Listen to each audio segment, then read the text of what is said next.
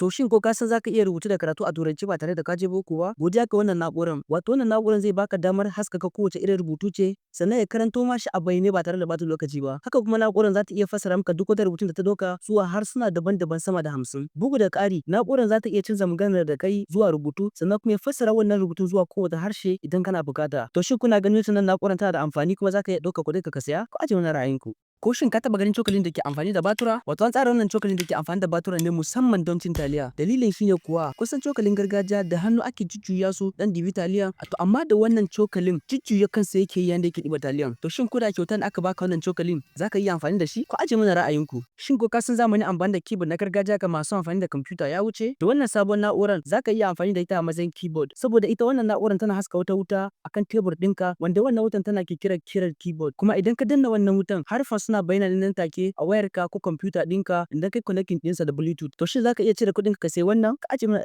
Shin ko ka san mutane da dama sun daina sharan gidajensu tun bayan zuwa wannan robot? Tun da mutane suka yi watsi da tsintsiya saboda ita wannan robot yawo take a cikin gidanka tana share duk wata datti sannan yayi mopping ɗin kasa bayan ya gama wannan sharan. Yana da ikon gano datti kuma zai iya fitowa daga cikin akwatinsa don tsaftace dattin ba tare da taimakon ɗan adam ba. Haka kuma yana tsaftace dukkan nau'in datti akan kasa har ma ya ƙara koma ya sake tsaftace wuraren da ba su tsaftatu da kyau ba. Kuma yana iya gano abubuwa da dama kamar irin yan adam ko kujera don ya kiyaye su. To shin zaka iya sayi irin wannan robot ka bai wa matarka don ta yi amfani da shi? Ko ajiye mana ra'ayinku. Da wannan fankar ba sai ka sake soke glass ɗin motarka a lokacin tafiya. Wato wannan fankar mai amfani da hasken rana makale shi zaka yi a glass ɗin motarka sai ka ɗage wannan glass sama inda fankar za ta canza yanayin motarka kamar AC duk zaka ji babu zafi cikin motar. Sa'annan wannan fankar solar ce tana amfani da hasken rana idan babu rana kuma sai ka yi amfani da USB. To shin zaka iya sayi wannan fankar ka makala jikin motarka? Ko ajiye mana ra'ayinku. Da wannan na'urar ba sai ka kara amfani da fitila a cikin cupboard ɗinka kuma ba kawai magale shi zaka yi a kofar cupboard ɗinka inda wutan tana kunna kanta idan ka buɗe sannan ta kashe kanta idan ka rufe. To shi zaka iya sayi wannan ka bai wa matanka? Ko ajiye min ra'ayinku.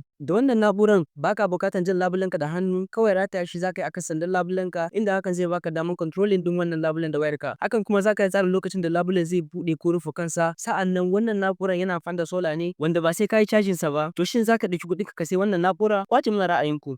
An ci gaba sosai gaskiya. Wato wannan abin da kuke gani wata fanka ne da aka tsara ta musamman don amfani da shi a lokacin zafi. Kawai ɗore ta zaka yi a kugu sai ka soke riganka inda kuma fanka za ta fara busa maka iska daga ciki. Haka kuma zaka iya kara gudun fankan ko kuma ka rage shi idan ma ka so. To gaskiya ina gani ya kamata ce kowa ya kasance da irin wannan fankan a Najeriya. Wannan shi na'uran banɗaki wanda wataƙila baka taɓa gani ba. Kawai manne shi ake yi a bangon banɗaki wanda amfaninsa shine zai taya ka wanke bayanka ne yayin da kake wanka. Kuma zaka iya canja sosonsa zuwa wanda kake so kuma haka zalika nan kai cajin ɗinsa sau ɗaya zai iya ɗauke ka tsawon kwana 45 baka sake yin cajin ɗinsa ba. To shin baka gani ya dace cika da wannan banɗakin naka? Ko ajiye min ra'ayinku. Na san ka saba ganin madubin glass to amma shin ka taɓa ganin madubin roba? Wato wannan madubin roba da kuke gani baya fashewa ko da idan ya faɗi kuma zaka iya manne shi a bango a sawwake wanda madubin yana zuwa da shape daban-daban wanda zaka iya zaɓen kowace shape da kake so ka manna shi a bango. To shin babu tunani ya kamata ku yarda da madubin gilashi ku fara amfani da irin wannan madubin roban? Ko ajiye mana ra'ayinku. Gaskiya ina da yakinin baka taba ganin irin wannan kwandon sharan ba. Wato shi wannan kwandon sharan ya ci gaba sosai wanda idan mutum ya zai jefa sharan da ke hannunsa, kwandon sharan zai bude kansa sannan ya rufe kansa kuma bayan ka jefa wannan sharan da ke hannunka. Kuma idan kwandon sharan ya cika, ya da button da zaka danna domin ɗaure sharan da ke ciki saboda hakan zai baka sauki wajen ɗauki sharan. To shin zaka iya cire kuɗin ka sayi irin wannan kwandon sharan? Ko ajiye mana ra'ayinku.